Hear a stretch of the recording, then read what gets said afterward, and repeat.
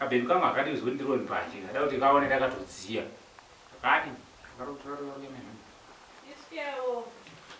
Yo.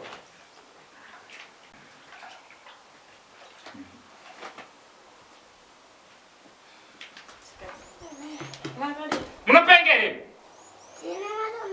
Putsa nyara kurikuni ningira Mbanje dzangu pana muchengesa zvimadomasi zvine basa rezvimadomasi nyinyi. Munopenga? Zvine basa remufema navo. Izvo ndachimona Mbanje dzangu pana pamauno ndikafunga dzora pamwe chibhepi changu chauya pana. Izvo ndimi vanotengesa madomasi. Munongosvika musina kutaura sei munosvika pana. Izvo mandisa Mbanje dzangu mvura pana. Aiwa fokora man. Musaita voice rinenge richibhepi changu mazviwa.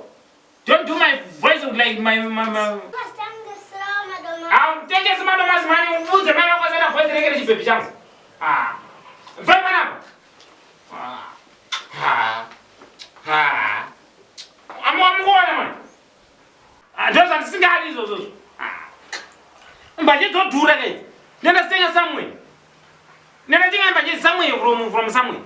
Ndoza ndisingadi izvozvo. Mufana kutengesa izvozvo ndikurasa Mbanje panapa. Amuona Mbanje dzodhura idzi. Amuona kwadzotengeswa Mbanje idzozi. Ndoza ndisingadi izvozvo. Ndoza ndisingadi. Amuona. Ndonyadza ndisingadi izvozvo. Mufa kurespecta Mbanje man. Baby. Watanga kuti zvembanje. Hakana. Hey. Keja gawe.